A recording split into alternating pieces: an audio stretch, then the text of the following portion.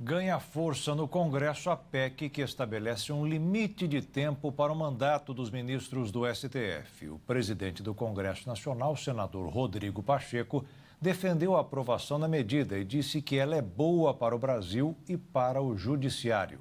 A proposta de emenda à Constituição do senador Plínio Valério, do PSDB do Amazonas, prevê um prazo de 8 anos para o mandato dos ministros da Suprema Corte.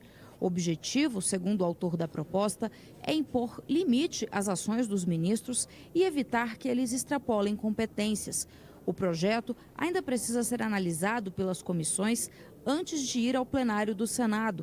Nos próximos dias, o presidente da Comissão de Constituição e Justiça, senador Davi Alcolumbre, deve definir um relator para que a proposta tenha seguimento. Vários partidos pediram a relatoria da PEC e agora o presidente da CCJ discute com o autor da proposta qual será o melhor nome para relatar o tema. Ao limitar o mandato, a fixar o mandato de ministro, que só sai aos 75 anos, ele vai saber que é uma pessoa normal que teve a sorte e a bênção de ser guindada a ministro do Supremo. Vai agir como um juiz, como devem agir os juízes, julgando e fazendo justiça, o que não acontece agora, quando eles julgam muito aquém da Constituição brasileira. Caso seja aprovada, a medida não atingirá os ministros que já possuem mandato, apenas os novos indicados. A proposta de emenda à Constituição que limita o mandato dos ministros do STF foi protocolada em 2019, mas vem ganhando força com a proximidade da segunda indicação do presidente Lula para a troca de ministros na Suprema Corte.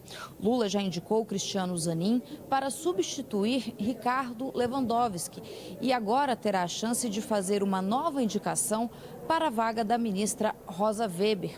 O presidente do Congresso Nacional, senador Rodrigo Pacheco, defendeu a aprovação dessa PEC e disse que a medida traria benefícios para o Brasil e para o Judiciário. Essa é uma tese aplicada em outros países do mundo, é uma tese defendida por diversos segmentos, inclusive por ministros e ex-ministros do Supremo Tribunal Federal, e eu acho que é uma tese possível de ser debatida e discutida no Senado Federal.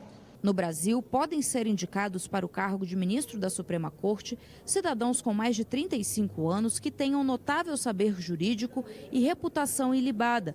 O mandato é vitalício. O ministro pode ficar no cargo até os 75 anos, depois é aposentado compulsoriamente. Após a indicação do presidente da República, o candidato passa por sabatina na CCJ e precisa ser aprovado pelo plenário do Senado. O modelo brasileiro está previsto na Constituição de 88.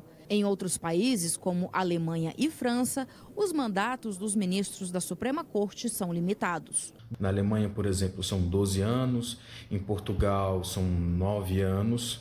Nesse modelo, você tem uma divisão das indicações. Então, basicamente, você tem algumas vagas destinadas à indicação do parlamento, outras vagas destinadas à indicação da presidência da República e às vezes uma terceira vaga, seja para academia, seja para alguma outra área da sociedade.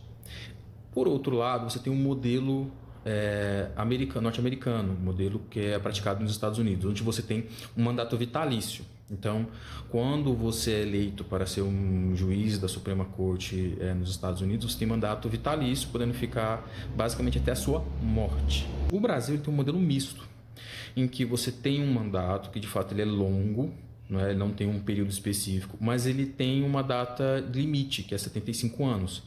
A gente fala que é vitalício, mas na verdade ele é um mandato até os 75 anos. Então esse mandato ele pode de fato ser discutido pelo Congresso Nacional para a gente discutir uma redução para ter um mandato fixo, por anos claros.